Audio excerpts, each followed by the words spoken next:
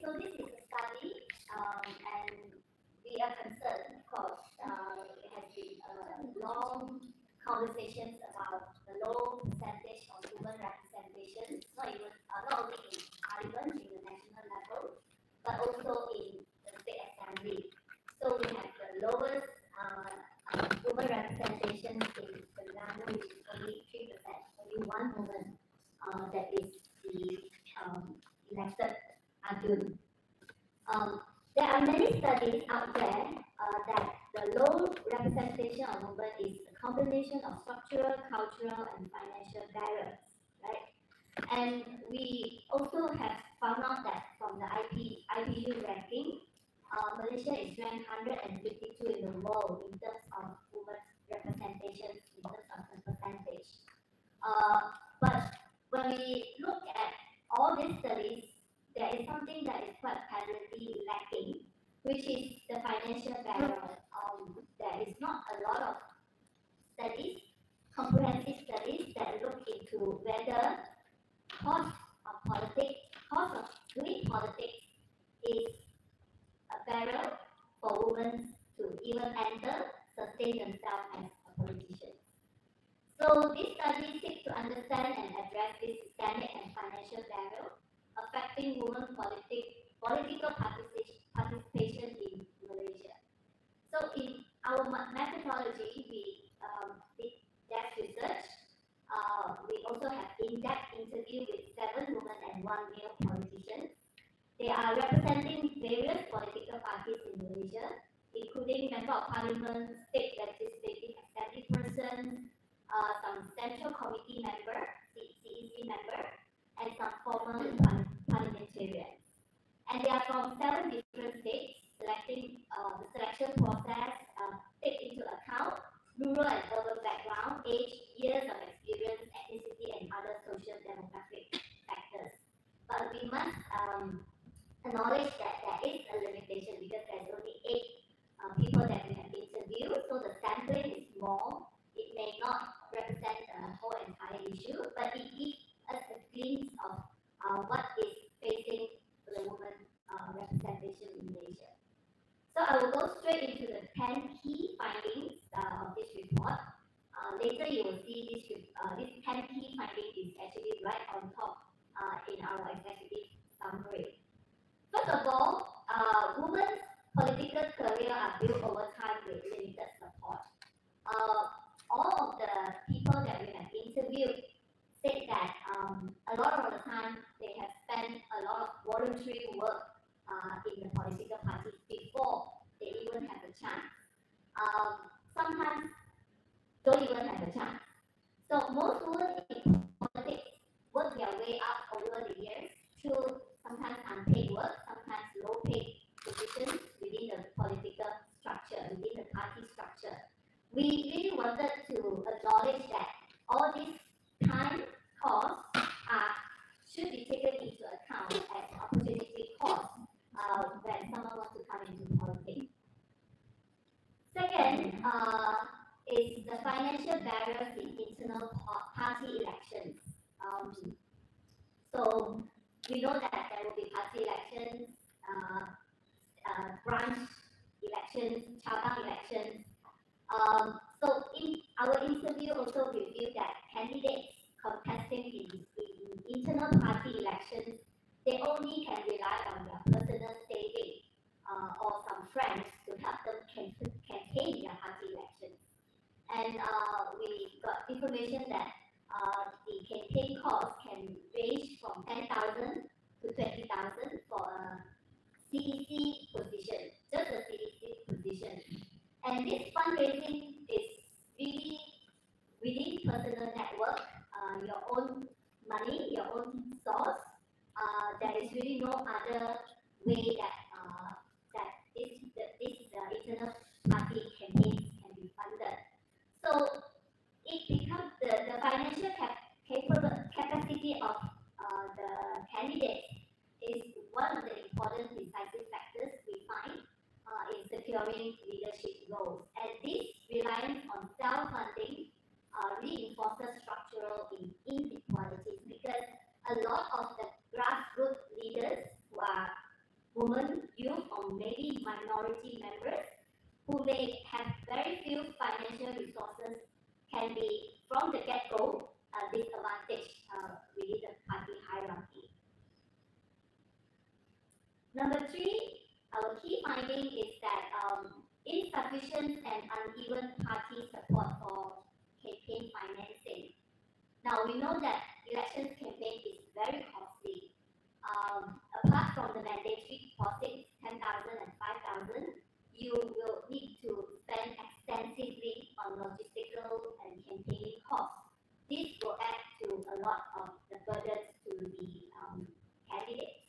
While some of the parties provide limited support for candidate deposits, we understand that some political parties like Muda, they will give, but it's not a very systemic kind of way of giving the support for candidate deposit.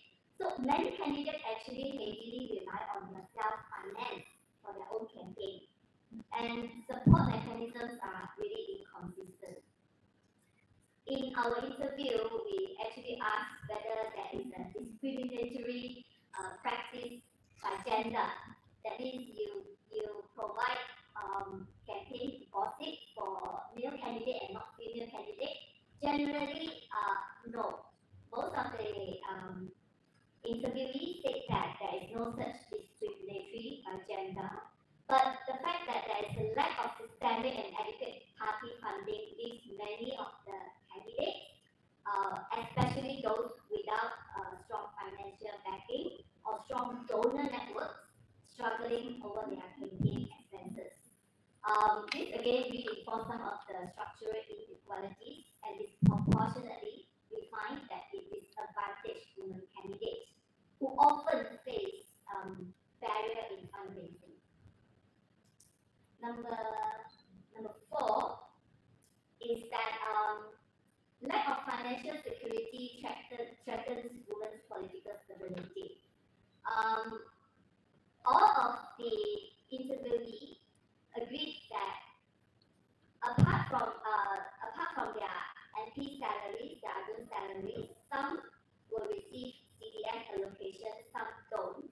But those who did not receive the CDF allocations will find it very difficult to sustain their service center, to sustain their research assistant with only their MP salary.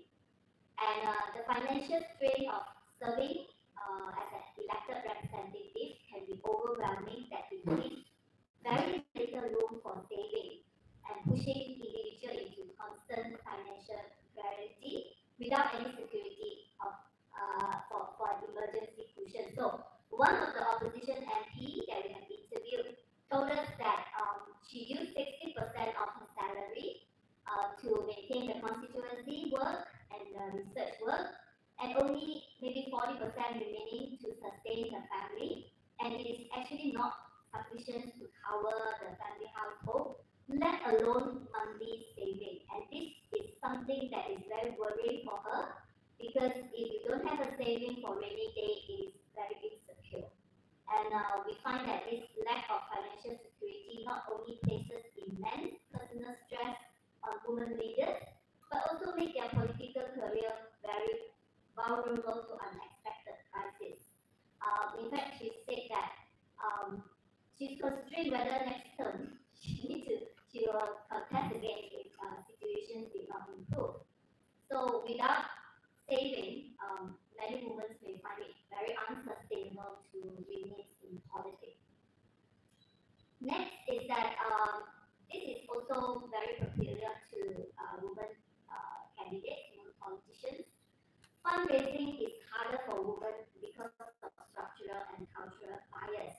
So this morning we have intensive course talking about our electoral system, which is the first past the post, that become a very big structural issue for women to become to be winnable, to be electable in the first past the post system.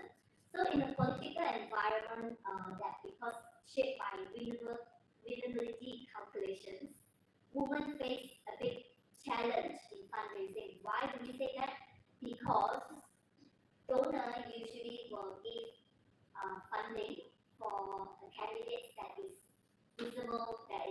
sustainable, that they put in the money so that the candidate will win. And this is difficult for women because it will be a vicious circle.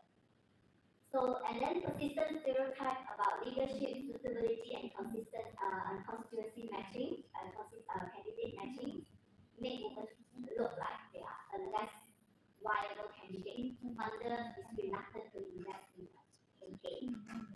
I will show you a quote afterwards of the interviewee, which will really to the heart of this problem.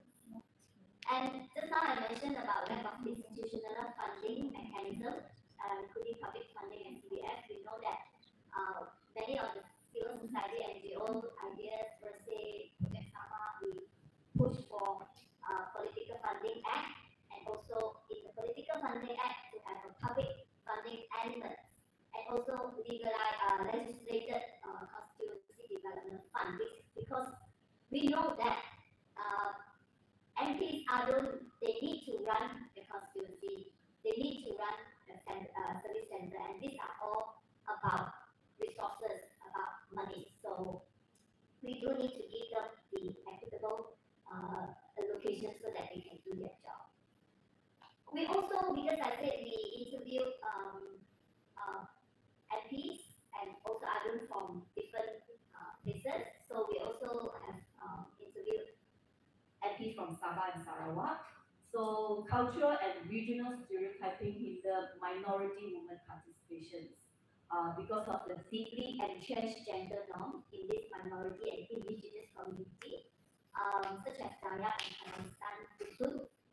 It becomes a very strong barrier for women's political involvement and also towards raising public funds. Lack of political financing regulations. As I said, everyone here knows that we are pushing for the Political Financing Act.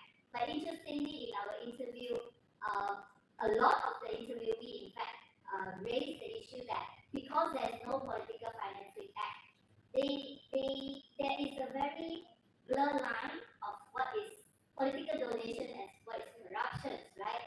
And it creates a moral dilemma for them entering politics. So we ask them why, because they feel that because of the opaque and unregulated funding channel, when they go out, they want to ask for donations. They don't know whether this is the line that they are crossing. So for some of them, this environment actually presents an ethical line that they are not willing to cross. So instead of getting into trouble into dirty politics, money politics, corruption, they say, I might as well don't ask for donations. So this is an interesting point. But I believe that this is not just peculiar for women politicians. I think it applies to all politicians as well. Okay, insufficient and ad hoc funding for women capacity building. We know that we have been talking a lot about whether there should be a women wings or no. But the fact is that women wings in Malaysia political party plays a vital role in the grassroots mobilization. So when we interview the interviewee, a lot of them start from women wing, and they are doing grassroots work in campaigning, going around giving out flyers and all this. These are the volunteerism work that I mentioned earlier. But some advance women participations, but some no. That can due to many other factors.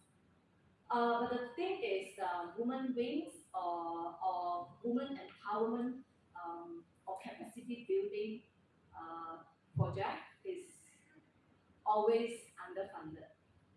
Financial allocations for party headquarters always goes to the headquarters and also maybe the state apparatus, but it hardly actually goes to the women wings.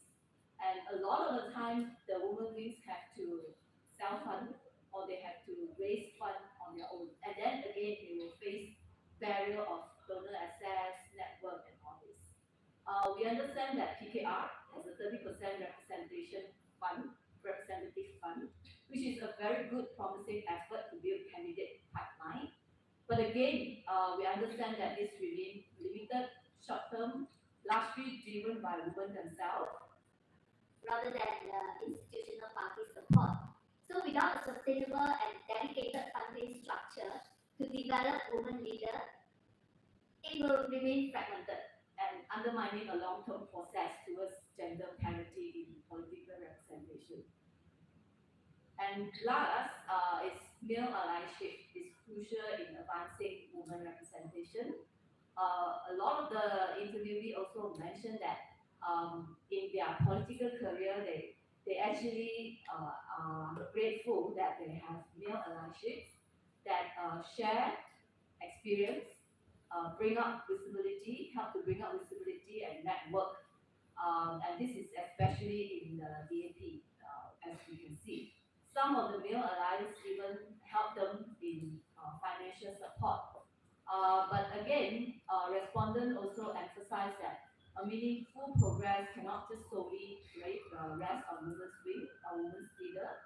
Sustainable male allyships is important in helping them push towards more equitable financing, public endorsement, even sharing some care responsibility is essential.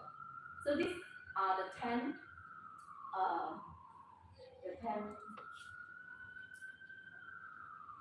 findings that we have. Now I want to just quickly go to a few quotes. All this will be in the reports.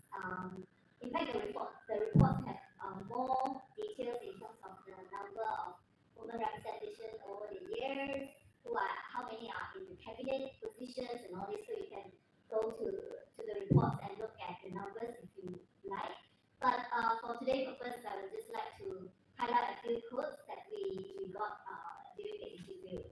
So this is interviewee is a party committee member in their good one. This is specifically on the issue of internal party election. Oh, sorry. He said that I think it is difficult apart from friends and Angel to raise funds for internal party election. So I think most expenses come from our own pocket. But I think quite gradually it is more meeting people, campaign organizing. To him, it's not a very costly, but as I said, 10 to 20,000 to some grassroots leaders can be a big amount. Yeah, next one. Okay, this quote is on Adun from Johor.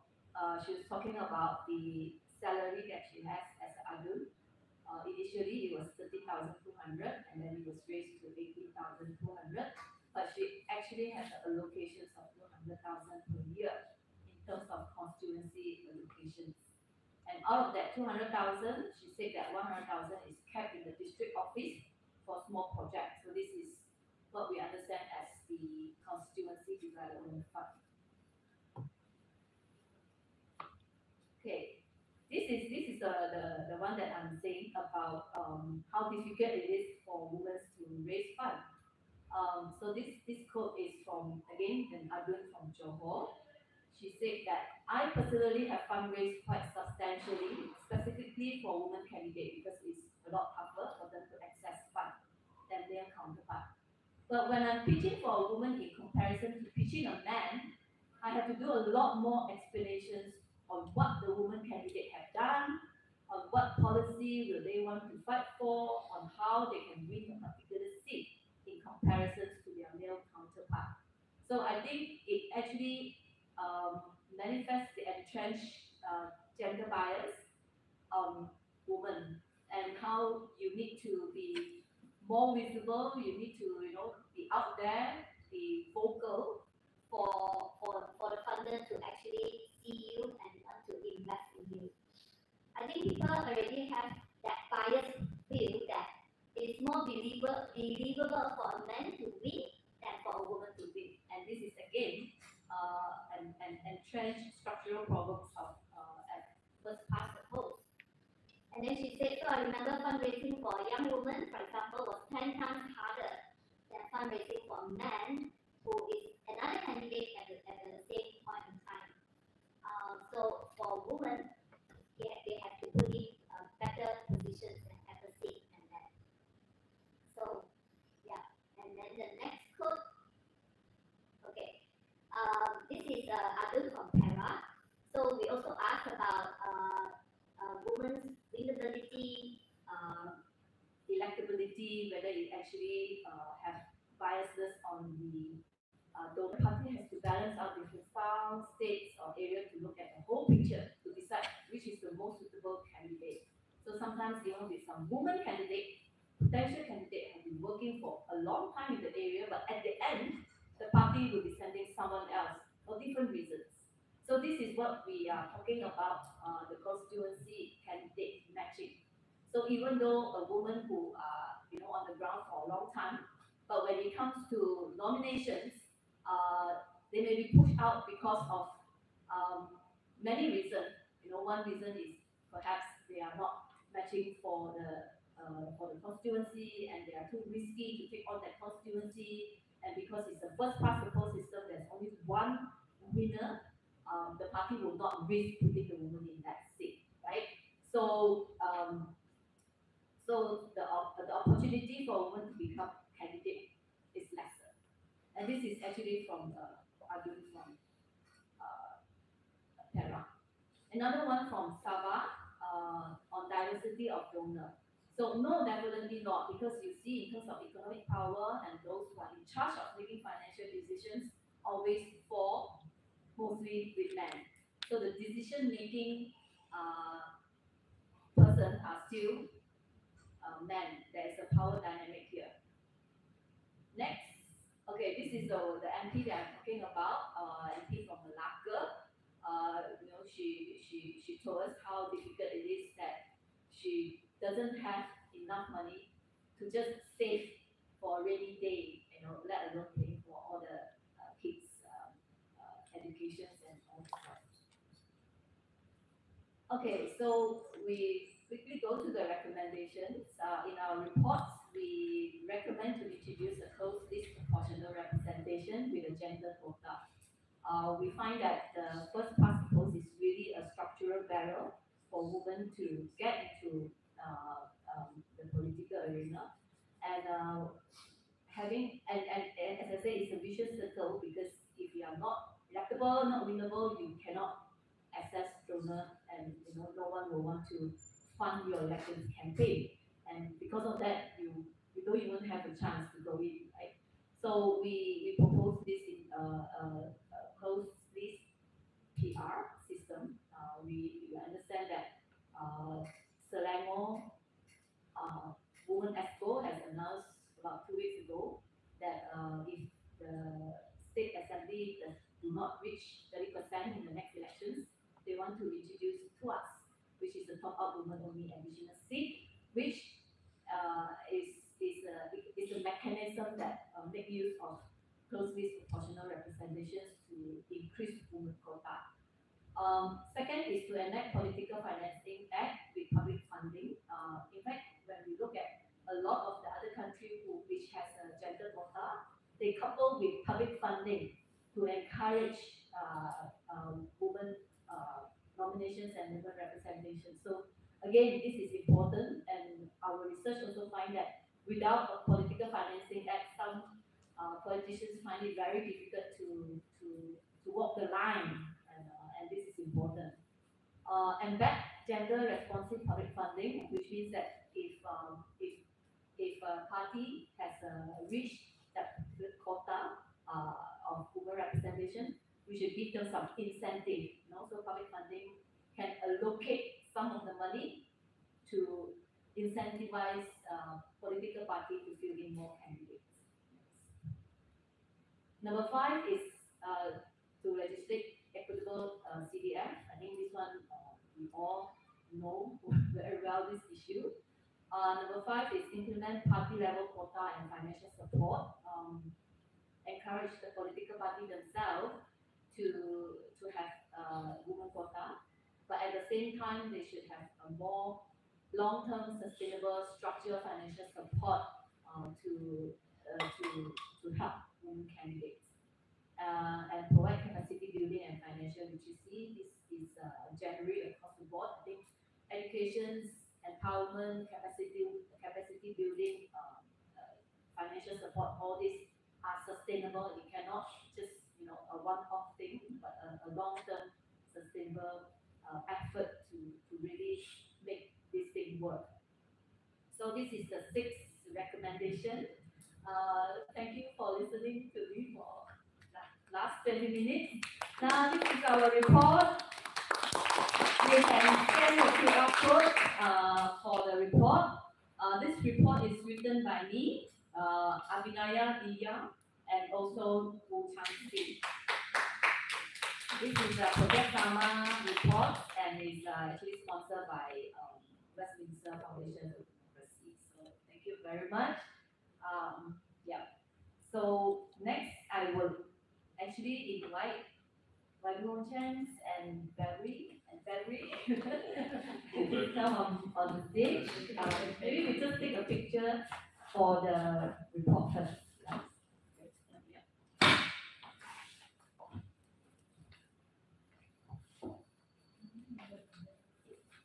Beverly and Beverly. Yeah.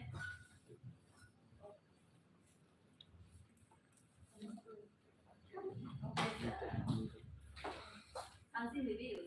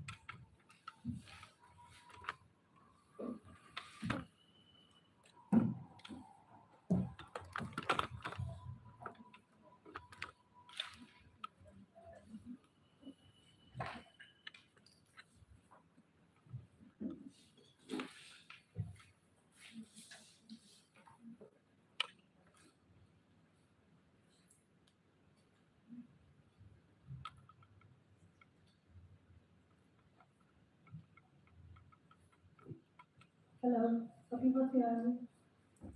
Yes, I am Beverly Jovan. I will be moderating this panel, and I would like to congratulate Changi and Chansi over there, and also Abhinaya for this report, which I think it is in time, because as we know, Sabah is headed for our state election very soon, and mungkin ini akan beri satu impact ataupun maklumat yang penting kepada parti-parti yang akan menambahkan calon mereka tidak lama lagi. So I hope that they are able to tune in either through their officers or their party members. Okay, so we just heard Chow Ying's report on women in politics, the cause of women entering into politics, the significance of the explanation, the quote that she mentioned just now, how they feel, how the women feel about being in politics or being part of their political parties and finding their way to where they want to be. And Malaysia, as Chow Ying mentioned, we do face critical and declining level of women representation, political representation, falling far short from our own 30%. We keep hearing at least 30% women candidates. Name at least 30% women candidates. And yet we have not seen yet it to come into fruition or successfully being implemented by any political parties that we can that we can use as a benchmark. So in the base of the report, the high cost of politics in Malaysia acts as a structural and gender barrier to women's participation, keeping representation far below the 30% target. And the key findings and the conclusion include systemic barrier, pervasive financial burden, opaque internal funding systems, and the call to reform. So I would like to thank YB Wongchen and who actually done much introduction, but for the sake of for the sake of people who are watching us online, and also, of course, I'm biased. I mean, I'm from Sabah, so if I say YB Wong Chen here, ramai orang kenal. Tapi kalau bilang YB Wong Chen di sana, Malaysia ataupun Subang, previously and now, orang pun macam kurang, which is fair because I understand that when our MPs come out, the journalists are asking who's this MP, who's that MP. So it's fair lah. Yeah? So let me do this very quick introduction of YB Wong Chen. He's someone who often when I read his posts or anything, news reports on him, it's always about reform. It's a progressive thinking, you cannot deny that, and we want to see that he brings that rich tapestry of experience from corporate law and legal aid to party policy development and international parliamentary leadership, and currently serving his third term. And he heads the key parliamentary committees on trade and political financing, and directs strategic initiatives like Malaysia Debt Venture, known for its progressive advocacy on economic justice, environmental protection, and human rights. Wong Chen is equally committed to maintaining high standards of transparency and accountability in governance. So thank you, YB, for making time to do today. We hope we will get your male allyship like what you mentioned. I will take that. And also, thank you to Madam Beverly, sama-sama kami, Beverly Ho from STAR. She is the Vice President of STAR. Sama Parti Solidarity Karena Airku. STAR. So this is one of the local and homegrown parties in Sabah, led by Dr. Jeffrey Kitingan. And she's the Vice President of STAR Sabah and the Chief of its Kawang Division. And a native of Kawang, now residing in Kota Belud, she bridges local community insight with state level leadership. Known for her dynamic advocacy, Beverly emphasizes the importance of grassroots engagement and merit-based inclusion. So urging women to forge path into leadership by improving their capabilities. While whether running youth or as party assemblies or speaking of gender equity, in the audio post, her message is clear. Sustainable political inclusion is built on earned trust, visibility, and unity. So thank you, Beverly, for flying in from KK to be with us today. And without further ado, I would like to ask YB first. Maybe your view on what was presented by if I go to the question program. Okay. Yeah, thank you so much, Beverly and Beverly. Coming as well. Yeah, so good, very good presentation. I think from an academic point of view, they cover a lot of topics. It's some of the policy recommendations are actually very, very sound. I do agree with many of the things. What we need to do is from a political operative position, someone who is really in a political party, thinking how to raise the party, raise money, how we manage parties, is slightly different. I think we don't have to push so hard for government intervention.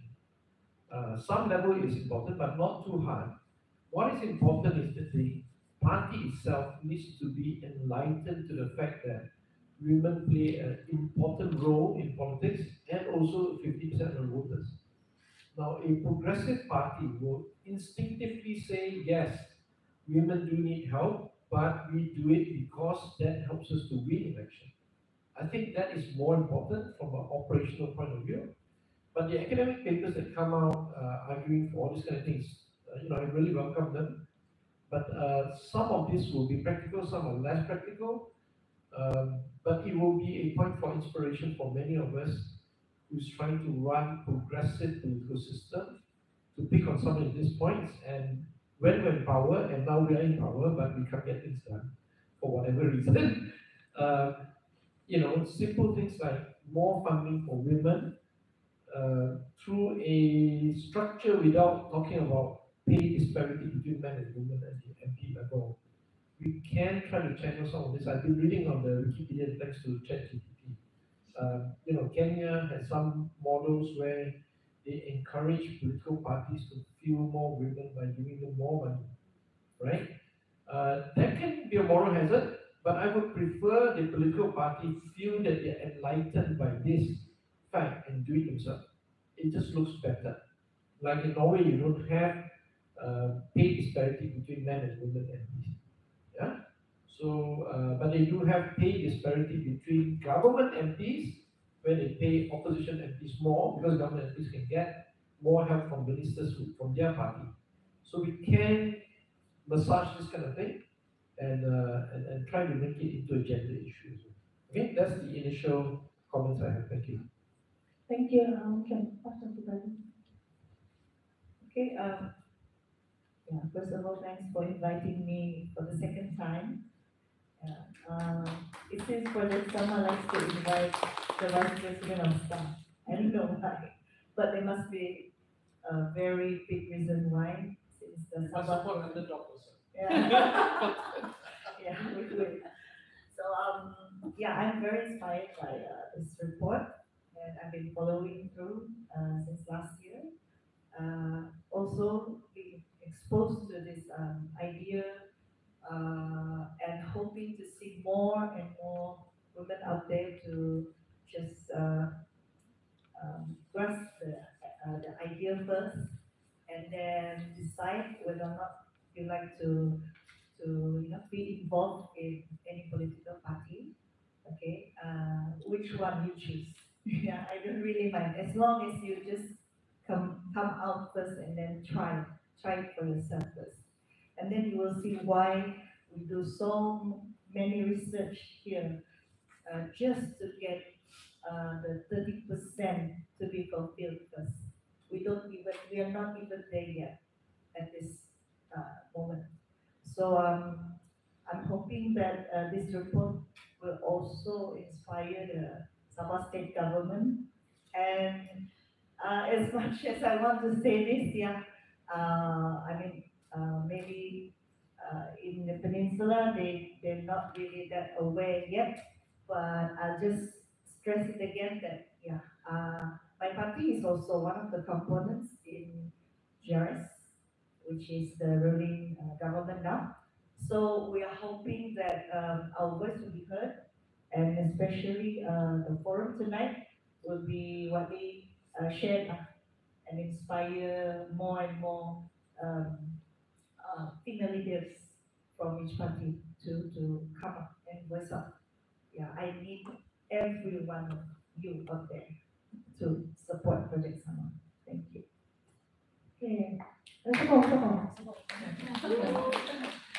Thank you, Amjad and Beverly. And I will go to Chang Ying, who presented the report just now. Just a quick introduction because she just said she ran the report, but actually there's more to Chang Ying. She's the convener of Project Sama, of the party that's organizing today's and the report. And she is also a practicing lawyer who started her activism in the abolition of death penalty movement in Malaysia and across the region. Along the way, she became more involved in various issues such as electoral and constitutional reform, and was elected to serve as the treasurer of the Coalition for Clean and Fair Election, PERSI, from 2018 to 2023. I served the committee together with Chow Ying. So Chow Ying, I'll continue after the question in the report. So your report highlights on how costly it is for women to enter politics. Could you share one or two findings that surprised you most when researching this issue? Thank you. I think we all know politics is very expensive. But we are not in politics. We don't run constituency or service center. So we can only like say it from the outside, but I think maybe volunteers will know better. But it's really expensive. And I think the one that really caught me is how this MP in Malacca told us that she has to use her own money, so much of her own money to run the service center, pay for everything. And then she said she doesn't have enough money to save. That really touched my core because if I don't have money to save for my rainy day, for my insurance, I will be very worried and I will be thinking whether this is a career or whether I'm in the right line of work, you know. So that is something that really struck out to me. And also, we also know we don't have political financing act, and we have been seeing all these donation, corruption issues popping up. But from the politician's point of view, how this actually make their life so much more difficult. And some of them even say that they don't want to risk getting into that area of corruption, so they rather don't do public donations, they rather, so that will again affect how they can sustain themselves in the political career. So I think to me these two things stood out. I mean, of course, the rest of the finding is not too surprised to me. The lack of institutional funding, the cultural barriers, and the access to donor things we kind of like know. But I think these two are something that really struck me to the core. Yeah, thank you, Charmaine. I think as I listen to you, I think I would also feel worried. That I think next step for me is as a politician, then this is something that I should really think about. That I need to fork out my own money to ensure that I have a platform to work on. If I don't, then it will cost me a lot of my savings. So I will go to Beverly next. You come from Sabah, so where political realities are different from Peninsula Malaysia. What unique challenges do women there face, especially in terms of affordability and access to networks? Yeah, talking about Sabah first. Sabah is, we all know, we have the Gunung Kinabalu, which is the tallest mountain.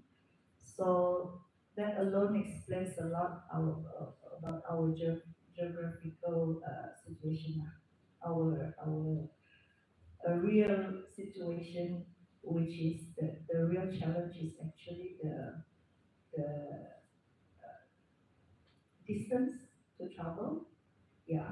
So we need a higher cost, uh, and every time we think about attending events in the town area, that's the number one reason that will, the women will voice out, say, our ketua will be giving us, tampang tampang.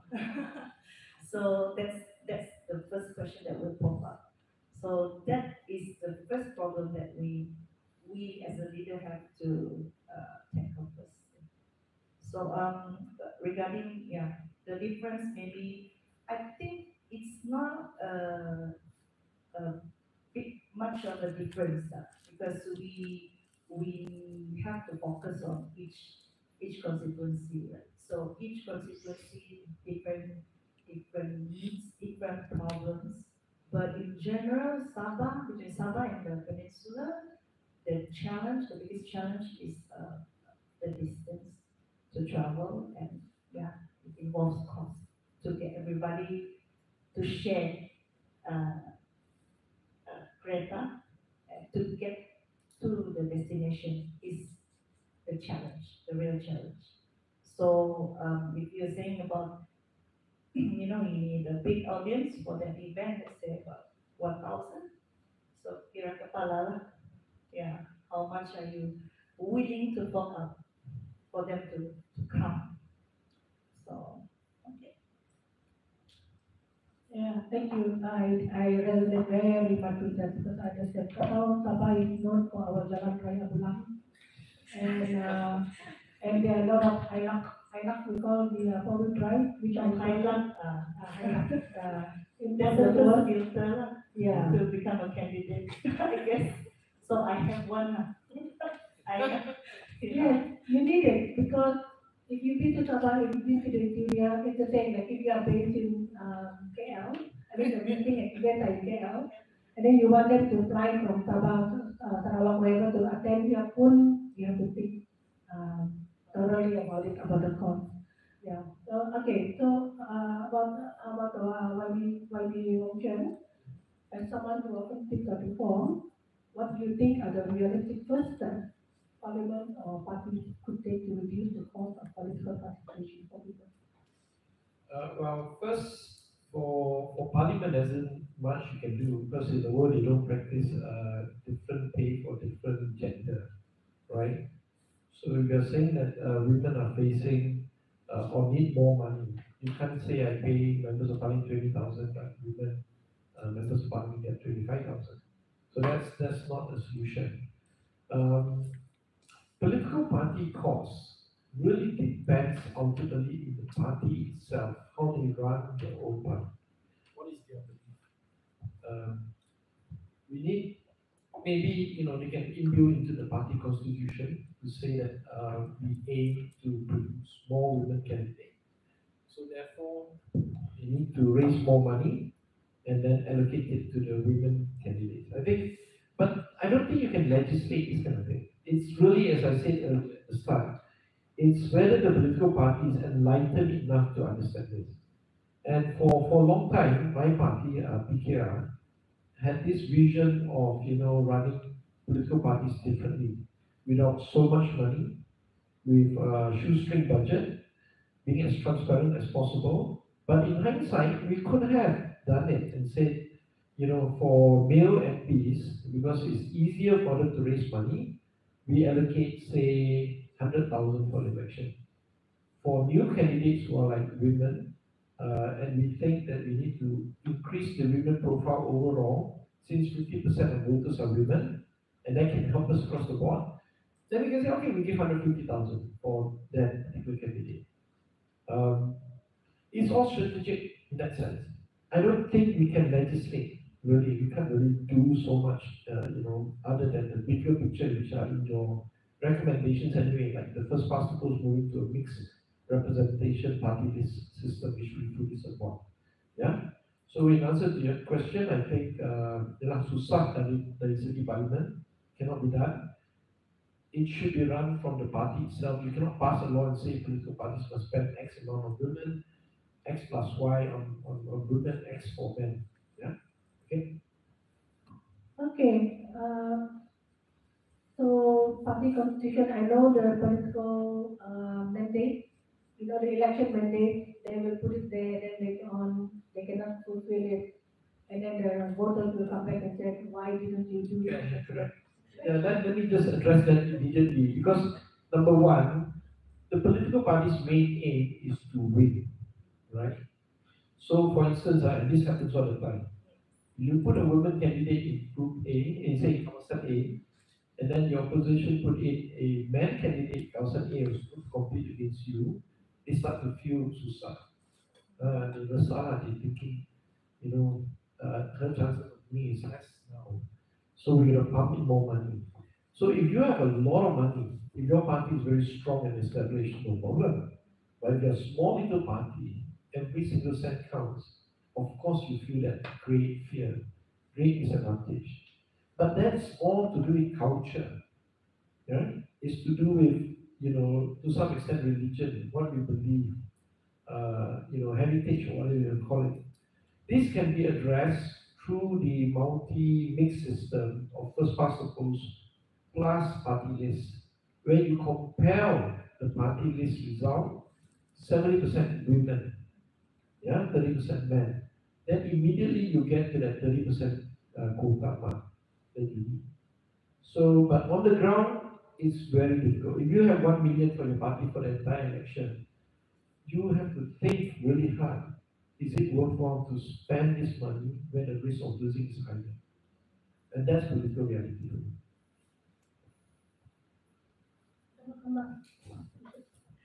Actually, I agree 100% with YB.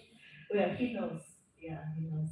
Being MP alone cannot you know, confirm lah kita boleh tackle ini situation because it still depends on the aduns because they're the ones who are directly in charge of the kawasan, each constituency. So they are more, you say, dia lebih rapat kepada penghuni, kepada akar umbi.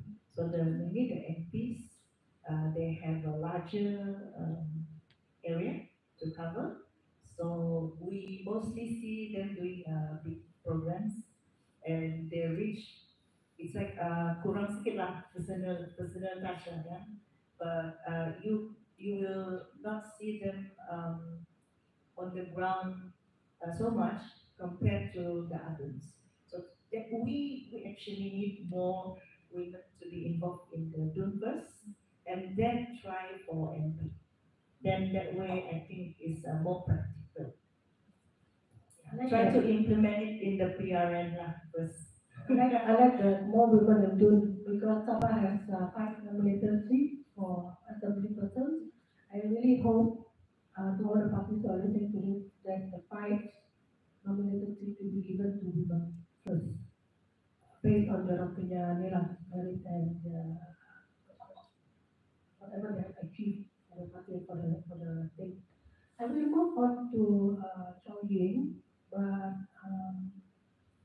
if you could recommend just one immediate reform, something achievable, because YB mentioned something about being impossible, but it's not doable, right? It can be done with a hell of a lot of money and effort and sustainability to get it done. Okay, so what is that something achievable in short term that could make women participation more available, and what would it be?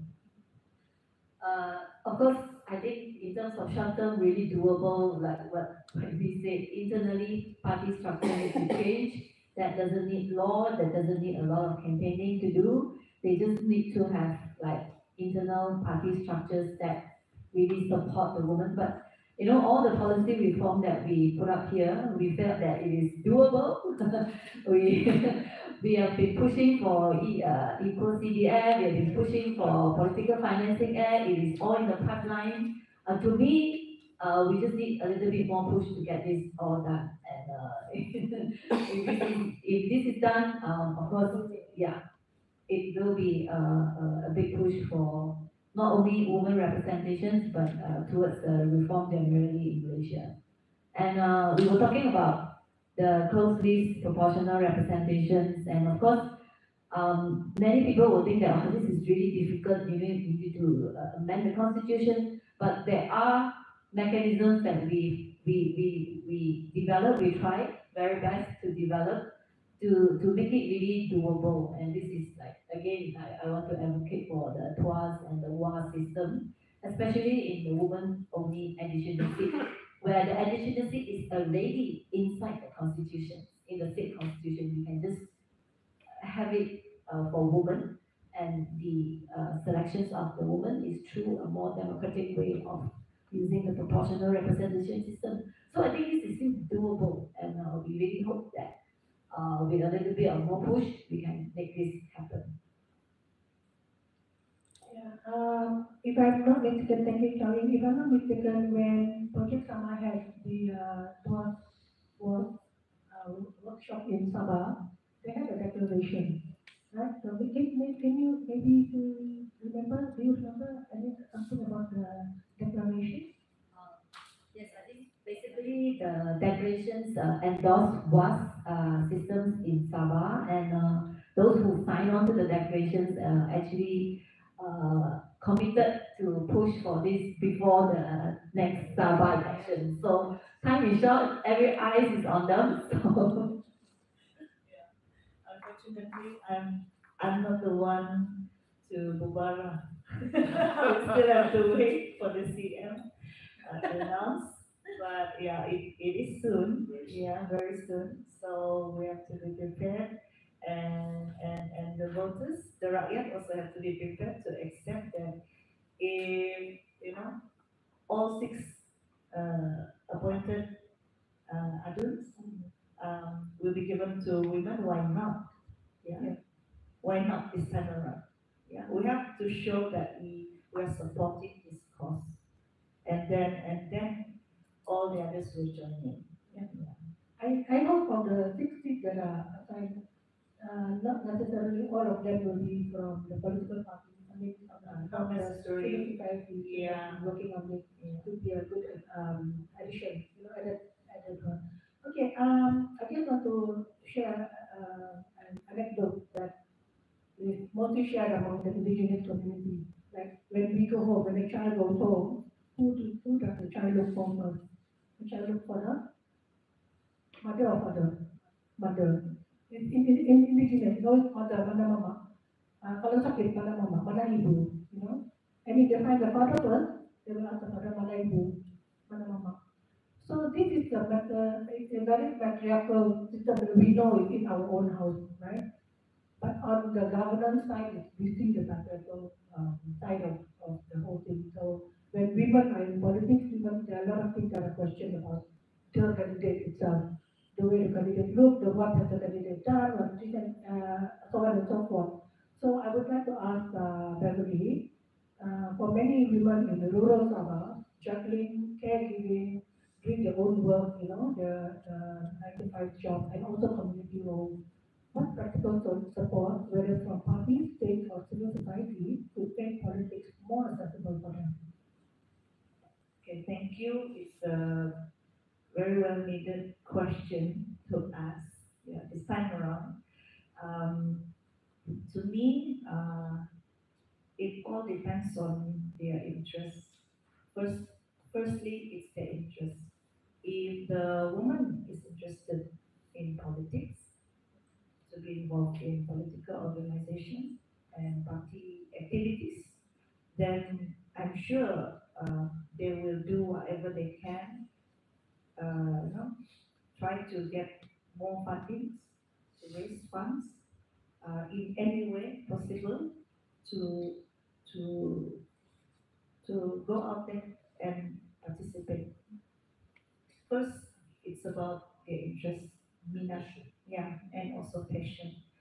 But I'm afraid, yeah, I interviewed to some Banten lady, Banten Adu, in the northern parts of Sabah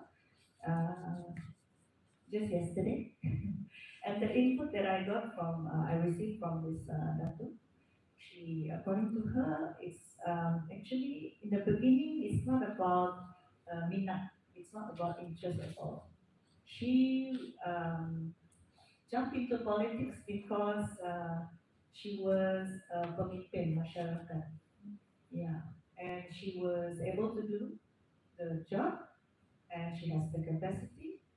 So she was up to the challenge, and her family just go and support her all the way. If I'm not mistaken, she served for 3 terms in the assembly. Yeah, um, and yeah, you can look it up. Dato Anita Baranti, she's also with us. She's one of the AFT. And yeah, first thing is about about the interest and the passion. But yeah, to answer your question, Beverly, we need to show support first for the kepimpinan atasan for every party. First, you need to show support to these women. Of course, they're going to start as a AJK or Ketua Wanita Bahagian, and then they'll go up to Expo Negeri, and then they will, probably be elected as AJK in the coalition women. But I mean, it doesn't have to, end there. Like myself, I started as a Ketua Wanita in Kadamayan. Okay, I wasn't even, from Kota Belud in the first place. But why I was involved in the party? Because I turun padang and helped the candidate during the pilihan raya. So, but yeah, he didn't win that time, but it was a very, very good exposure for me. At that time, I was a full-time stay-at-home mother with 5 kids. So raising them, they were only in primary school. Some of them were, yeah, not even standard 1. Tapi I just, it's only 2 weeks lah, campaign. I'll do it. Yeah, I was up for the challenge first. But I tak minat langsung. I said like, that's the last thing I want to do. But oleh kerana, it pays. Not that much, but it's also kind of a motivation for me during that time. So it led to, leadership from the Chalon, and then I built up, developed more, and then slowly from Ketua Wanita Bahagia, I went to become the ninth Ketua Wanita for the state. And then also, yeah, I was once educated in Perikatan National. At the time, Star was in the PN, together with the PN. And then, yeah, we left the PN. Now I am in the ANT. I contested for it. So, yeah, one of the Timbalan president showed his support for me. He actually nominated me. And I said, boleh kah, Dato? He said, just go for it, you try. If you don't try, you won't know. So like, tidak penyesalan lah. Then that was the experience that developed me to become who I am today. So I'm not saying that cabaran, every woman, not just women lah, everyone faces the same cabaran at home, in the kampung. Those in the city also lah, sama saja cabaran. But depends on your passion. Thank you, Beverly. That was very good. Thanks for sharing. Also, from mantan alum Dato' Anita, I also followed her in the earlier days of politics.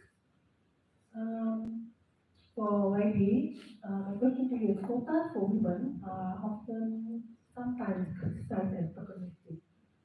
How would you convince skeptics within your party or the public that quotas are a necessary step towards inclusivity?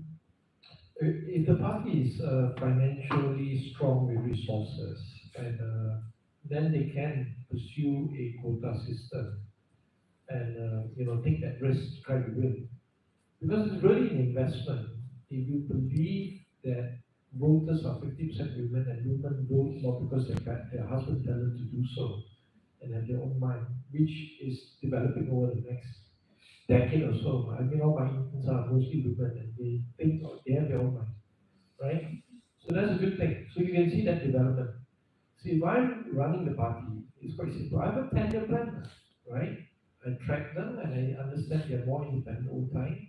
They will appeal, they will like the messaging we send out that we're putting up 30% women, 40% women. Then we take the risk that they might lose in some seats, they might win some, but overall, over the next 10 years, we'll be seen as a party that sayang perempuan, sayang wanita. That we jaga wanita's interests, right? And that is a long-term investment.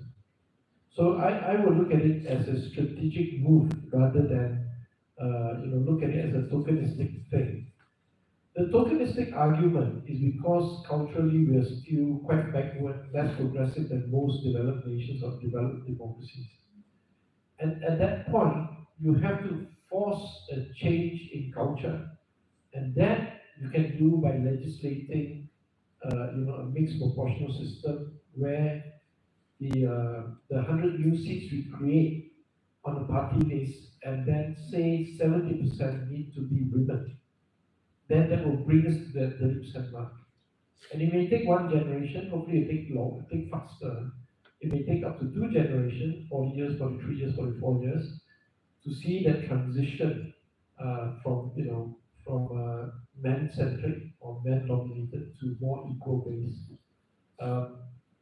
So again, I always believe an enlightened party will take that risk, but they need to have resources. On the legislative side, we can address this token issue quite simply by just saying the culture is backward, is wrong. To move forward, we need to pass this law. And the best way to do it is through the first past the post plus party list and compare the party list to produce, 70% women, disabled people of different races and color, just to get the mix right now. Minority issue, yeah? Using that party list to make us more diverse. That sounds very doable, but it also takes a lot of political will to get the conversation going. No, I mean, that's the point, right? We keep pushing and we keep taking different views. But I think overall Malaysia is, some people feel it's very gloomy, the future looks bad.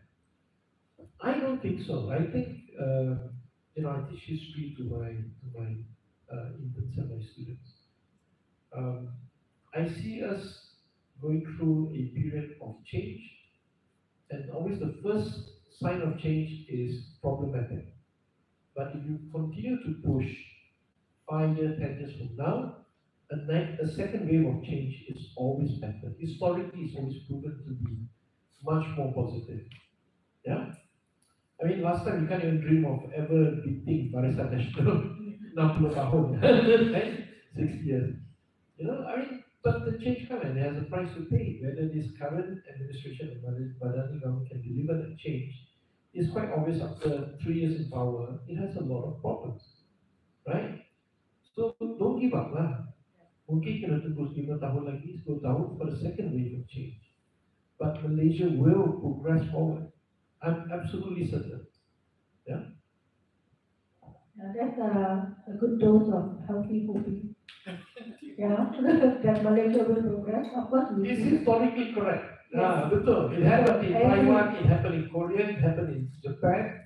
Unless we become a banana republic, different story. As long as we got oil, we got economic growth, and we have resilient, good workers. Malaysians are very clever. They stay home, they invest, they work harder. It's a historical fact to be. Yeah. Yeah, but YB, from the civil society point of view, or even from my point of view, as a indigenous person in Sabah, anytime a woman candidate is unnamed, for example, Parti Cinta Sabah, if I'm not mistaken, or LDP, Parti Liberal Democratic Party, the Namsun Chokta, they put up an excellent list of candidates. I think balanced. They are professional, young professional, doctors, researchers, like PhD doctors, but it's just that LDP has been gone for a long time. So suddenly when they appear, the younger generation start kenal. They didn't kenal. So, but for us, we see that, wow, they've got a good list, but that's where it is, YB and also the you put up a good list, the party has put up a good list. It's for the voters to take a look at it. See, also, I know you, I don't know you. Whether you have served, like Family said, do a lot of grassroots movement, going down to the ground. Dia cakap apa guna kalau ada doktor di depan tapi kami tidak pernah dapat mengapa di sini. So I think that is also what Family said is quite is good for women candidates. If you aspire to be a candidate, belum lagi jadi YB ya, you aspire to be, then you should be seen on the ground as much as you want to be seen in the party. So we cannot just simply take for granted, actually. That taking for granted is also something that is happening because I take for granted. So and so was my father, he was the president of the party, which caused a lot of problem for the growth, the democratic growth of our political parties. Not just the country, but the political parties to move out. So I will move on to Chow Ying on a question on the role of civil society, right, and media. How can ordinary citizens, voters, journalists, NGOs play a part in making politics more inclusive for women? Well, I think this is a national project. Everyone is involved.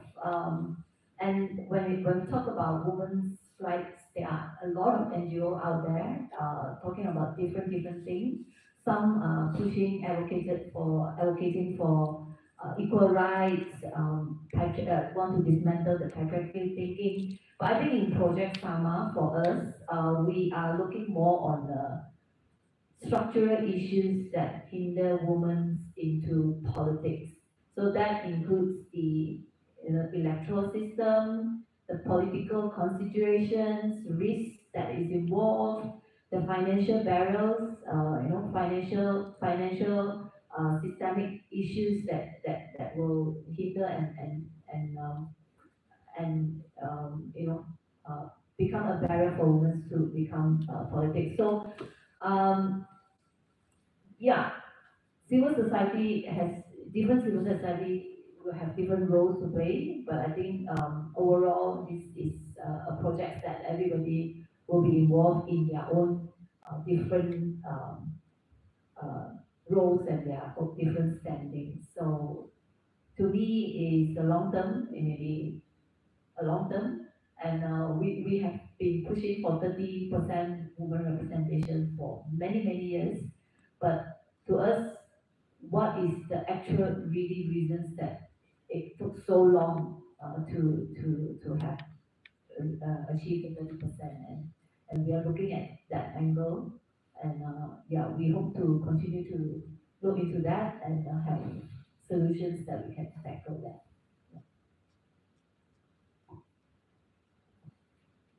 Yeah, thank you. I think the civil society is actually playing an active role. I think Mercy is also asking for the to take up the practice, and together with Empower, they have done they have sent their either the policy briefs or their findings to the MPs in Parliament.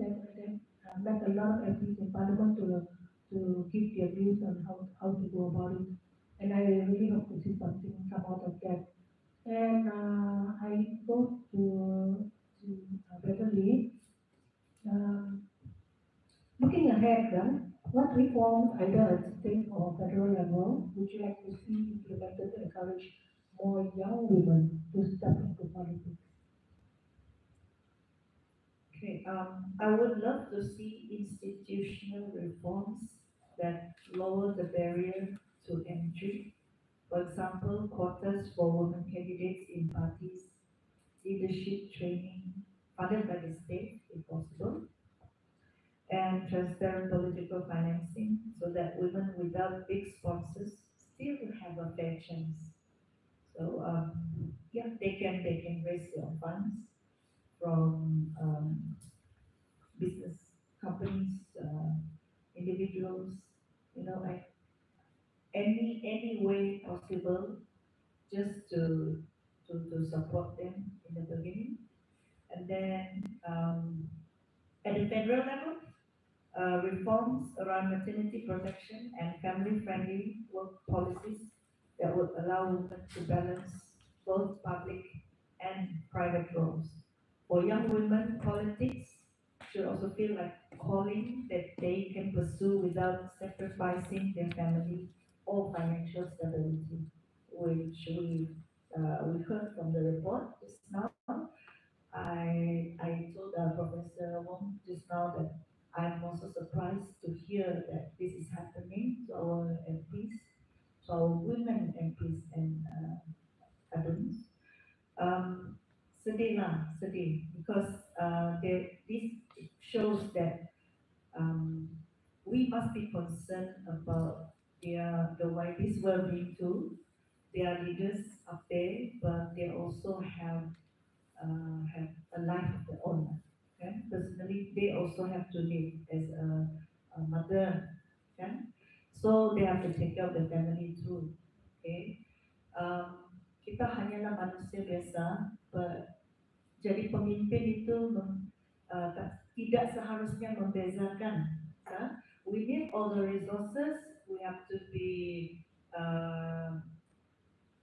creative to get the funds to fund our projects and programs for the rakyat. In the end, it's for the rakyat. We are doing all this for you all. Okay? So we also need the rakyat to support more female leaders, not just the young women. Kalau saya nak cakap hanya hakkan kepada 40 and below, and also kind of discriminating lah, yang sudah 50-an kan, takkanlah I want to say they can't they can't eat anymore. We cannot say we are putting 55 as women punya expiry date. I cannot say that too. I'm very supportive of women, young and also the not so young. Okay, because I was led by them. I had my mom as the ketua wanita expo. I had our timbalan ketua expo who was from the pedalaman. So as far as you all know, our party solidarity has a very stronghold in pedalaman areas, which is with the most bukit. And if you are going to travel from KK to Keningau, it will take about 1 to 2 hours. So imagine naik turun bukit itu bukan senang, apalagi pergi campaign, like in areas like Tambunan. It's 16, almost 20 daerah mengundi. And as the ketua for the whole Keningau, our then timbalan ketua exco, she needs to like jalan kaki, naik hailak. You don't have hailak, habis. Habis. So if coming back to the main title of our forum, affordability and women leaders. This is not just a challenge, a big challenge for the women leaders. It's also for everyone who aspires to become wakil rakyat. So we're fighting for equality here. So might as well say, 50-50. We also don't want to be labeled as only the 30% quota. It's not fair. Kan? If I were to be the party president and just put 30%, just nominate 30% candidates, of course, win or lose, we have less than 30%. So back to our system, our cabinet nanti, when they are picking Who they want to make menteri this full minister kan apa? it's always the women can become the pembantu menteri. Tidak peluang. I think the previous we had from Kawang. Kawang is a very good example. We had Dr. Arya Tengku Ahmad. Yeah, she was also the first timbalan ketua menteri Sabah wanita yang pertama.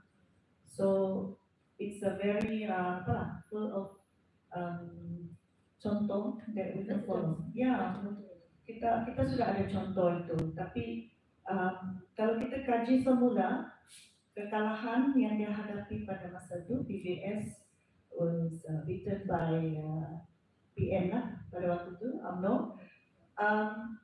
Why this women candidate did not stay longer? Bukan kerana tidak relevan, bukan kerana rakyat tidak mau. She did a great job. That time I was only 9 years old, and I held up her poster. I said, "No, mommy, I really, I kind of want to be like her, and it's a dream come true because today I am the chief division for Kawang for my party. So it starts from somewhere. They had a president, a very prihatin president at the time, our Bukuan Sio, Tan Sri Pairin Kitingan. It's also my president punya abang long kan, abang paling sulung. So this leadership kind of runs in the family. We cannot say like, okay, we don't want from this lineage or that. It's not about race. It's not at all about race. Sabah kita ada, we are a multi-racial state and we perjuangkan hak rakyat. So just think that when we want more female leaders, we have to give them chance, yeah, and show support. And we need the voters, the rakyat, uh, now the belia, the undi 18. This group particularly have uh, to know, to really get to know these candidates, what can they do to support the youth, because it's your future. Yeah, we are already, in our 40s, we are retiring, kan? So we need the next generation to take the leadership role. Yeah. So basically, it's not about just having female leaders to come up, but you all, the youths, to make the decision for your future, to lead Sabah, to lead Malaysia, to lead a better generation. Thank you, Beverly, and thank you for raising the UDI 18 because I think generally speaking, UDI 18 the voters they are not affected entirely by the old politics. They want to see who your candidates are, whether they have merit, what are the background, what they've done, and we have seen that in the last PRU, um, the TikTok was alive with a lot of campaigning. It was one of the main media used by either the candidates or the political parties and this and that. And we also know that it is important to put out all the highlights of the candidates into 30-second video or 20 seconds, 10 seconds, because they are also the one generation. They don't like what they see, they swipe up. So walaupun seseorang itu sudah lama sudah pernah menjadi calon dalam pilihan raya yang lepas, but they want to see what he can do, what he can say to get their attention. So as you can see, the panelists di depan, I have Leslie and Shawin and myself, the moderator, three women here, and Riley, the only male here. We consider it male allyship. As a disclaimer, Project Samadhi approach other women MPs because we wanted to have actually a combination of MPs from the opposition and from the government parties, but unfortunately they sent in their apologies and that they couldn't participate because of prior commitments. So that's why we are very thankful to have both Washington and Beverly here as our panel. But for Riley, male politicians are generally seen as gatekeepers of power. So, from your perspective, what can men in politics do differently to open more space for women leaders? Now, men need to realize that women voters are super important in the coming days, in coming years. So the top leadership need to rethink a lot more. And it's not about tokenism, so to speak. But how do you harness and weaponize, if you want to use the word, the woman capacity to win votes is super important. And political parties generally are getting more fragmented over time. So, to me it's very clear there's a space for a super progressive party that respects women and try to win that vote. That could be the difference between this coming election and the next one, right? Where I like to pride myself, and of course with Rafizi, we spend a lot of time looking at data and trying to predict what is going to happen next 5 to 10 years. And that emerging story is clear. So you don't really have to convince the men who are gatekeepers of power that they need to do something different. Yeah. What you present is what we track anyway. And I think there is a definite backlash globally for men who feel challenged or their identity is now questioned. So you get all these very angry young men going around in Europe where the right wing is rising. But at the same time, there is also an underrated women movement or women power getting a second race. So you have to, you have to decide now. If if my political party, PKR, take the path of trying to, you know, trying to approach the women issue better and pushing on that front, and now with Lulu Iza as the vice president, maybe that's the path forward. But they have to be consistent and they have to plan it now. Yeah? A more angry party, possibly I don't name names, but there are a lot of angry young men out there. If they think the direction is to go more nationalistic, more aggressive, then that's their path, right?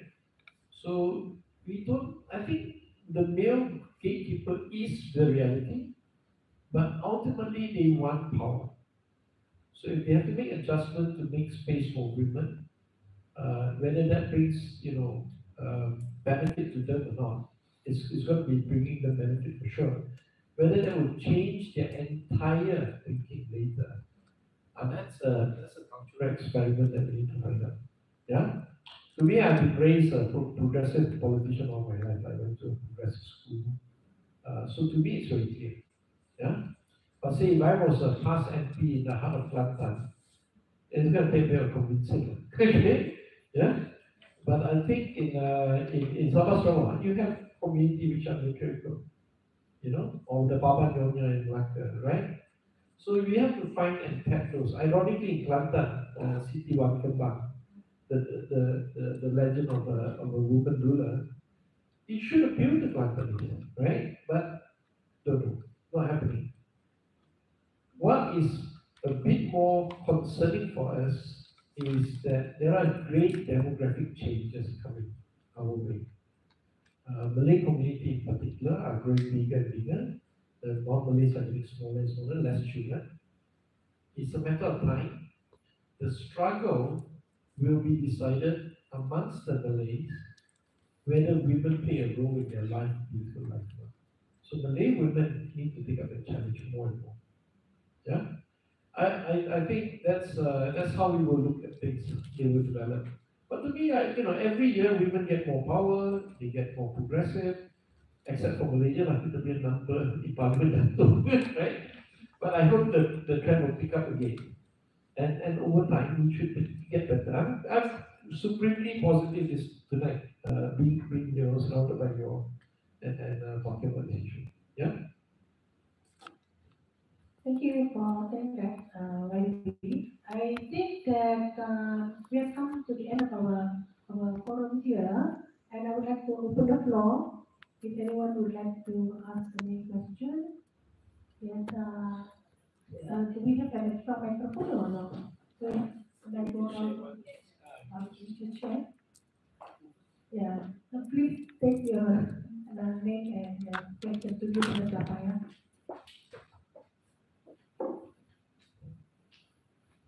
So, Shazwan from Ideas. Just want to kind of latch on to what Wong Chen's point just now. I think one kind of big mega trend that we can see in Malaysian politics is, I suppose there is an argument to be made that there is a rise in kind of conservatism, conservative way, however way you want to term it. One, like, how do you see this will affect women and women politics in Malaysia? And yeah, how do you kind of convince these people who have a completely different conception of what Malaysia should look like? And how do you convince them that, hey, we do need women and in politics, and we do need women in power, and that it is a good thing to have more women in positions of power. That's one. And number two, very quickly, a lot of the recommendations are about like parliamentary reform and electoral reform.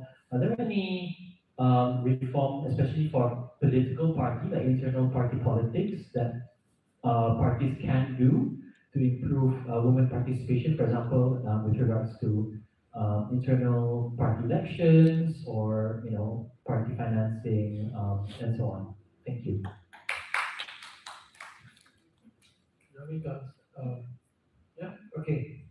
First, I think that is true in the West. You're seeing a lot of male anxieties, right?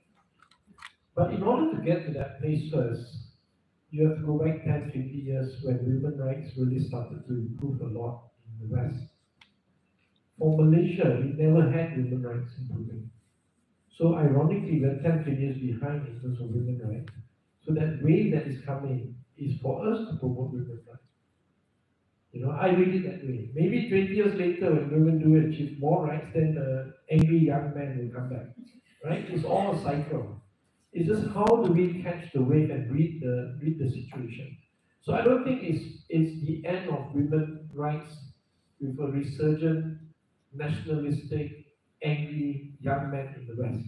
It's a different world. I say this because in Taiwan, who is also 10 years ahead of us, you saw a lot of changes in Chinese society, you know. And even in China itself, you know, the heart of Chinese society, women are working harder and harder and taking up senior positions, right? You are seeing the dramatic changes in that aspect. So I read the way for Malaysia to be, yeah, a bit conservative to some level in the rural area, but in the urban centers, women are getting the jobs. They are competing, they're fighting. What we need to do is bring development to the rural areas, then, you know, the women will be more empowered in rural areas. Hopefully we can stop this conservative mindedness that we saw in the last week. You know what, we can talk about that, right? For 2 days, we can talk about the green wave, whether real or not. But to me, overall, we've never experienced progressive movement to that level where we have a backlash against progressive movement. Yeah? So that wave is actually on our side. As for party reforms, I don't think it's just about women. It's about how political parties are run, their accounts, the way they run election, the fact that they should get audited by third party, external third party out there to be verified, to have more checks and balance. All that needs to be done. Really seriously needs to be done. So can the government get involved in that? It can. It can pass a law in the Societies Act and say every party election candidates cannot spend above X amount of money. Every party election needs to be verified by an external third party to see whether the results are real or wrong. Right? Every system, so on and so forth. You can do that. You can. You can put some guidelines, government guidelines through the ROS to get it done. Whether you want to do it is another issue. Yeah? But sorting out basic reforms within the party structure can help women because women are generally disadvantaged. So, but there's a bigger need to reform everything. I mean, we can learn from history of like UMNO, Mahathir versus Tengku Razali, the classic one. Why does a political party have 3 counts to decide the winner? You know, that shouldn't happen at all. You know, we could have been living it now in a different country and Tengku Razali become Prime Minister back then, right? So all these things we should implement and do. And it's not just a women issue per se, but it will benefit women more than men in that sense, because women are disadvantaged within the political structure of a party.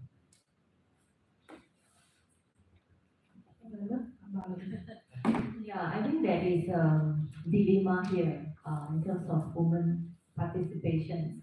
There are progressive parties like BNP, PKR who really bring up the women in the party. They identify really good potential women that can, that has a lot of caliber and merits. But when it comes to elections, nominations, and filling seats, there are many considerations. There are many considerations. And whether these women can run the elections and win the seats is one issue that sometimes political parties, when they feel the candidates, they will have to think about. So you probably will have a lot internally, party within the party, you have built up very strong women base. But when it comes to elections, do you fill them and win? You know, if you fill them and win, then of course you will increase the women participations, but you don't feel them because you feel that it's risky, they may not win, then there it goes, right? Or you feel them and they don't win, that is another issue. Because when we were in Sabah and Terengganu, both workshop, the candidates, so we asked these questions whether women candidate can win in that constituency. And one woman candidate in Sabah, she said that she's young, she's woman, she's first time being filled in that seat. And people, the voters just don't trust her, don't believe that she can carry that. And when we were in Terengganu, we asked the same questions, and a lot of the interviewee also said that if you put a woman in that seat, um, she may not win. Yeah, she may not. So we are stuck in this really a dilemma, So it is not just one side. I think the whole things we have to have a shift in mindset.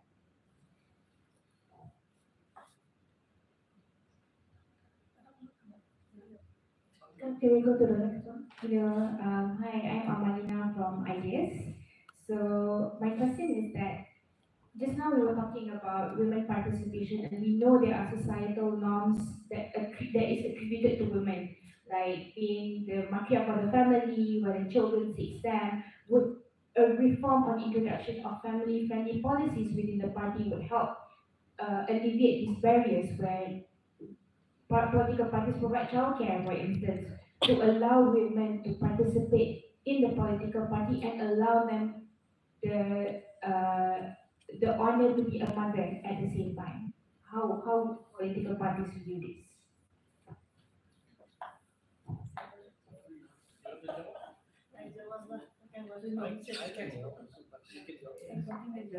Jawab first, because this one is concerning mothers. So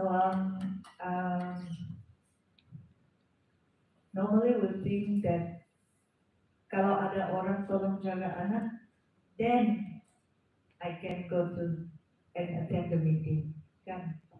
But from my own experience in Pakistan, um, we our women chief decided that if any of my women, my AJKs want to bring their baby, anak, and we'll allow her to breastfeed, even to take a little bit of time to breastfeed juga and attend the meeting. So tidak halangan langsung. If you have ketua who thinks that way, of course it will encourage more women to participate. But then also, upon seeing this, when it comes to my own AJK Wanita in the division, they say no, if today my mom cannot attend to my kids, then I won't go, I won't attend. In real normal punya life lah kan, as much as we want to, when you want to strive to become the leader of that party, takkan you tak sanggup. Ask your mom. Like, if you really care about me to become the vice president, you help me lah, ma, take care of dua orang anak saya, 6 and 7 years old. I'll go and contest first, and then we'll see if it's worth it. Kan? Apa yang saya pour in all these years berjuangkan.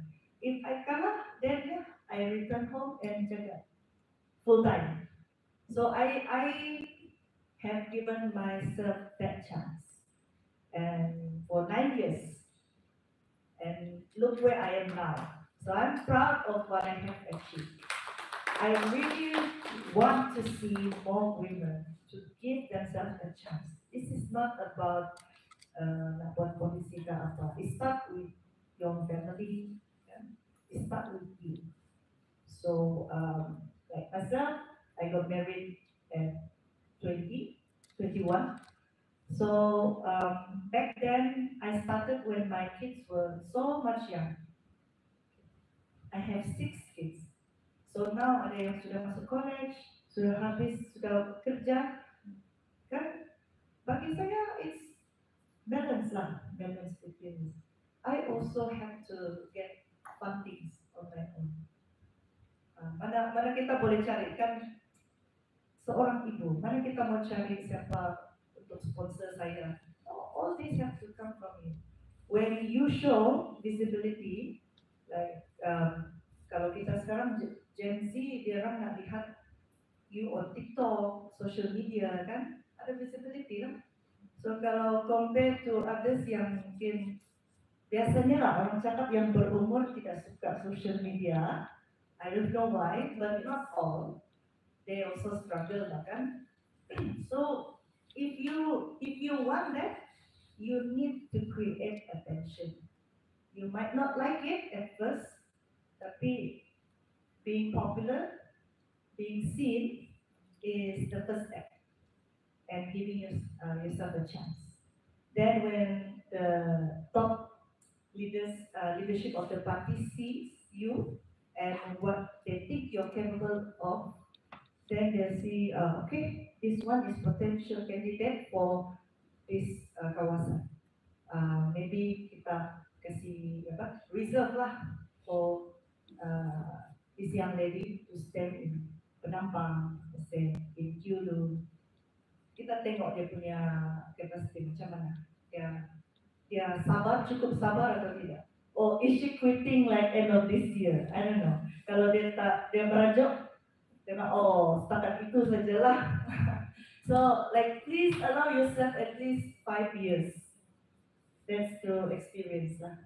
Kalau in my case, 9 years, vice president, okay lah. Not that long. You got there. Yeah, I got there. So can you.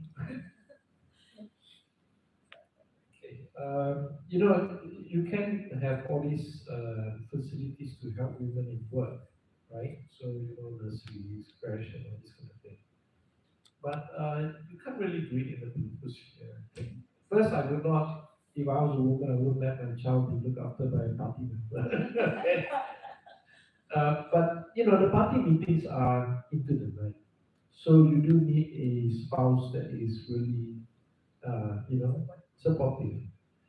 If you don't have one, you better make sure you get a domestic helper that you trust, or your mother, or your auntie, or somebody you really trust. Politics is really all about sacrifices of your mothers and your support base.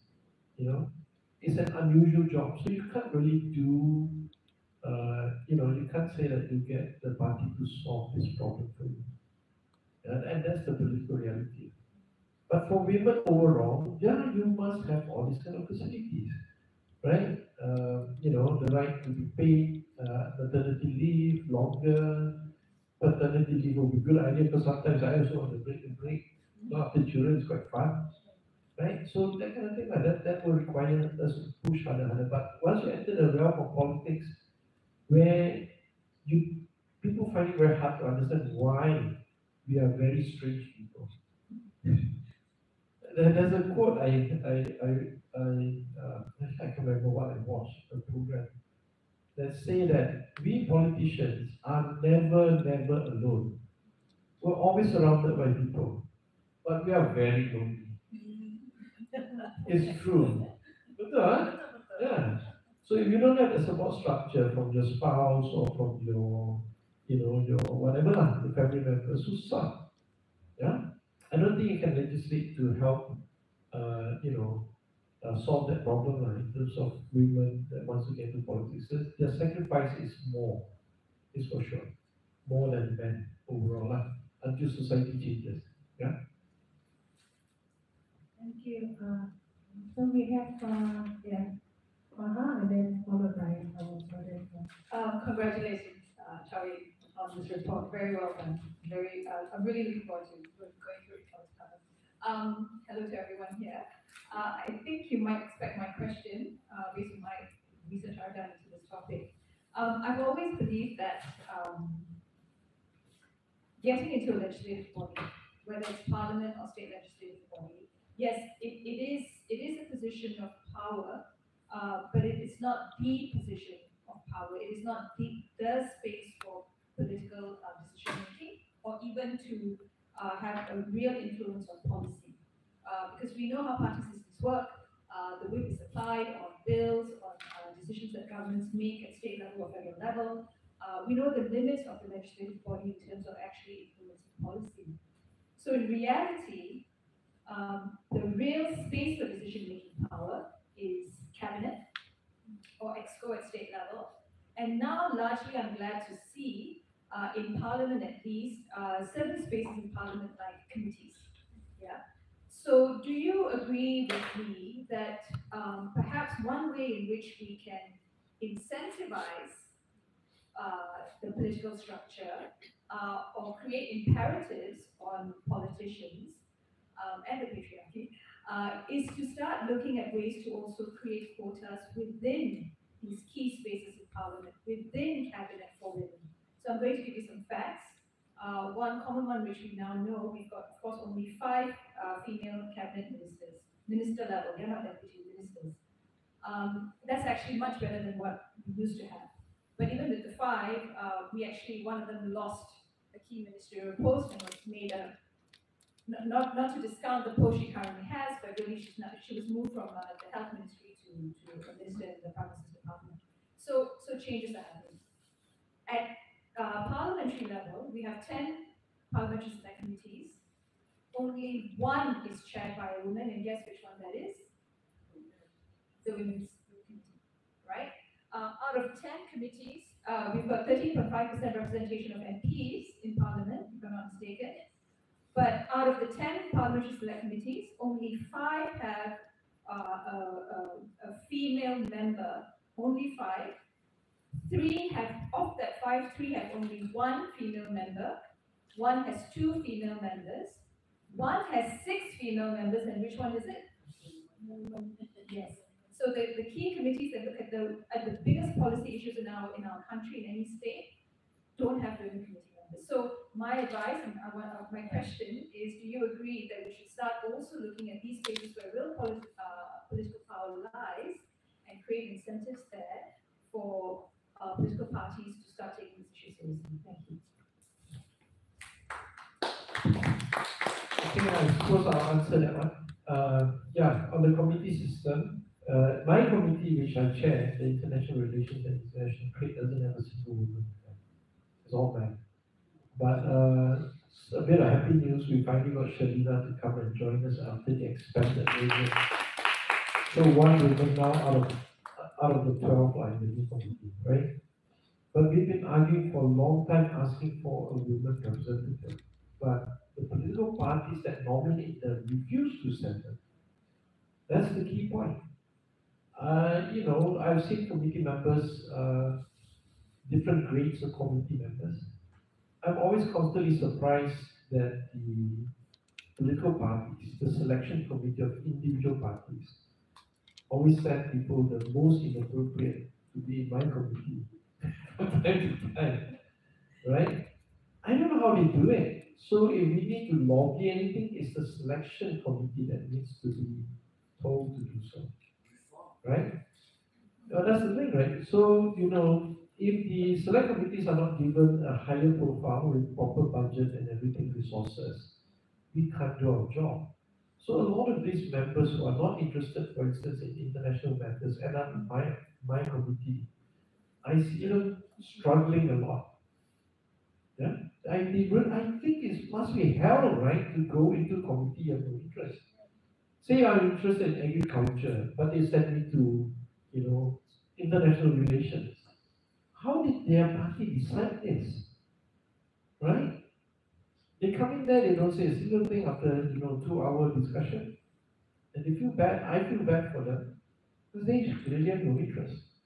So something is wrong in the selection committees. And if you think political masters, the big bosses, the prime minister or the ministers in charge of the party, wants to put the best man in the best position, you must be dreaming. Otherwise they outshine them, right? So there is something sick going on in how they select members to go into certain committees. So I think that one needs exposure, and people like yourself, and ideas and all this, to ask them why are they the women issue? Why do you have 6 women in the women committee, right? Why not, have one in my committee, so and so forth. But at least now with the expanded committee system, we have one in my committee, but also it still hasn't solved the basic idea that every member of parliament should serve in one committee. At least I still have members of parliament serving 2 committees, right? That I cannot understand. I really can't. Yeah, so we need to talk to the whip or talk to the chief or whatever they call themselves, the backbenchers leaders, to be more transparent in it, and you can pressure them there at that level. Okay, thank you. Thank you. I think we are running out of time. I will allow one more question and then we'll close the. Thank you. Good evening. I'd like to address this question to that. I believe that there's a lot of challenge for women, especially in the rural area of Sabah, for come forward to in the politics.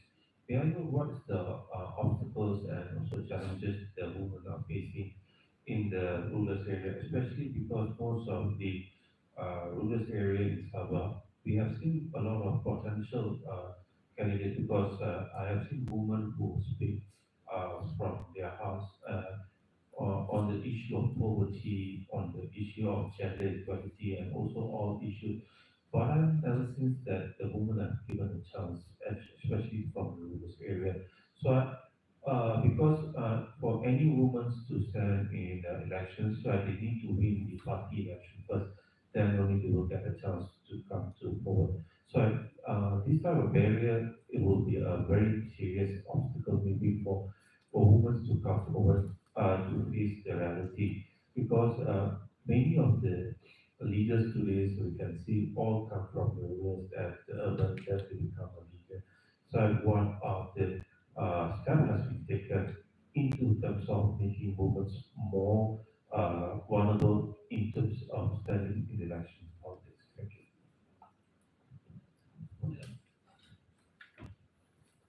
Um, from your question, number one, women's participation.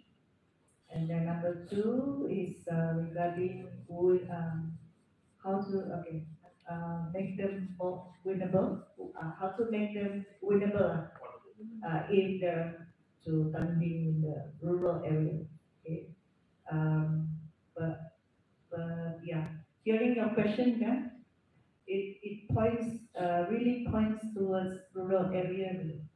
Yeah? Okay. So realistically lah, di luar bandar, the challenge is the distance, and then of course when we talk about orang-orang politik, it involves gula-gula. Okay, anything regarding politics in Sabah is monetized, more or less, most likely, yeah. Tidak akan dapat dipisahkan atau dijatuhkan kalau bukan uang. So it's none of the issues yang kita dengar sehari-hari, skandal ke rasuah ke apakah. Basically it's the basic needs of the people. Apalagi di luar bandar. We need money to travel. Even seorang ibu yang terpaksa menumpang kereta berklinik, membawa anaknya bayi dia berklinik, because it's mandatory kan, kalau tidak jururawat itu dia akan pulang. Kenapa tak datang klinik? See, baby baru 3 bulan tak datang injection, pun kena cari. They need money to travel. It's not about politics, basic needs. So they're facing that, they're struggling with satu distance to travel, and also memang itu basic, basic needs. So they about winnable candidate in the rural areas senang. Ini orang di Sabah lah, keadaan dia di Sabah I can say lah. Okay, I started in Kadamayan, which is not my birthplace. Okay, I'm married to orang Kadamayan, so I raised my kids there, school sana. So being a woman leader, diorang akan tetap pandang kepada ketua yang lelaki. You know why? Because bagi mereka, it's like senang lah. Kalau minta dengan bapak, bapak akan bagi. Kalau dengan mama, kamu kena psycho dia lagi. Dia akan tanya, you know, women are naturally cerewet. Oh, kenapa? Dia bilang, alah sikit saja. Mana cukup. When you give, it's never gonna be enough. So, talking about Sabah and the rural area penduduk, how can you say winnable or not if I'm the president and I'm the women candidate there? Tapi logically, if you're gonna put ini case study lah kan, kita boleh research lah to this. Hopefully Project Sama will also look into this. If you put pretty faces, women leader to stand in the rural area, chances are the orang kampung punya penerimaan dia kurang. You know why? Normally, ya macam ratu cantik kan. Kalau dia ada muka, ada rupa, dia bilang dia sepatutnya pergi bandar. Dia lebih laku di kawasan yang urban lah, yang bandar sekitar. Okay? Kami orang kampung dah mau, kami mau pikir basic needs tu met. Itu saja. Dan dia akan cakap, it shows that they believe in manpower more. But it's not about that. It's actually pemimpin lelaki kalau di kawasan kampung luar bandar, they tend to pujuk tu kan during the campaign sajalah. I see. This is happening. This is real. So during the campaign, they go down to the tamu ground and all that, you know. Bila the male candidate approach the auntie kan, wah, senang. Tapi kalau taruh calon wanita yang muda lagi, I mean, we want to see muka baru, lebih muda, and so on. But they will judge like, kalau macam ni tak serius politik ni. Dia menang, dia lupa kami. Atau dia akan migrate, dia akan tinggal di bandar, dia takkan balik kampung. That's like, their mentality. So we need to apalah, change that.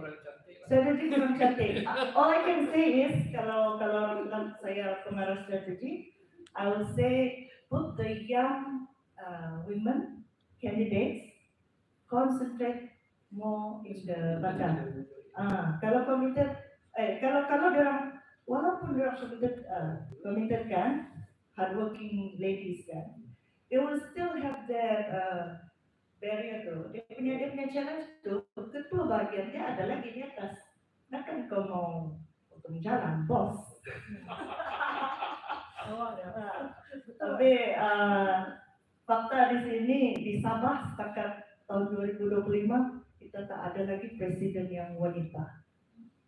Party president. So, how about 30% this year? Kan, we don't want to wait next year. Yeah, wait until You become the president. Another 9 years. I can wait. Okay, but I hope to contest this time around. Give my chance. Yeah, and I hope I'll gain more supporters after tonight. Okay, when you want to come up. Okay, just I tell you, thank you very much for all your questions and engaging dialogue that we have here, and for being here, and for those online who joined us. And of course, our deepest appreciation to Wadi Longchen and family for being here. And again, once again, congratulations to Chow Ying, Kamsi, and Abhidaya for their reception. Thank you, everyone.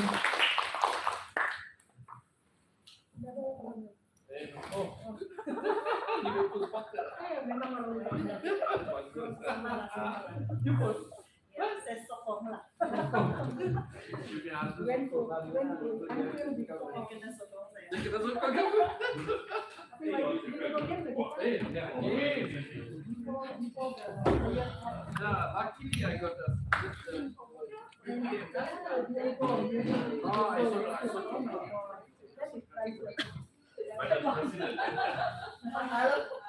No, I just said my name. Yes, you're right.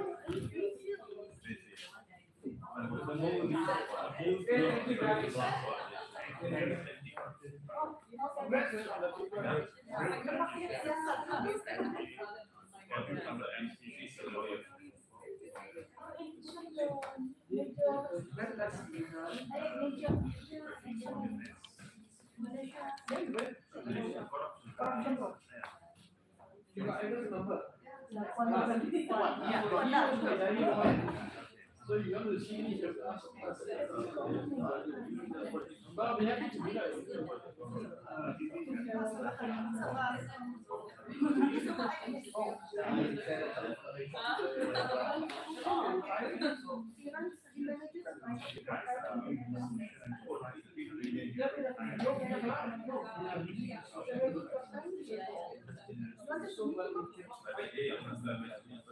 Oh,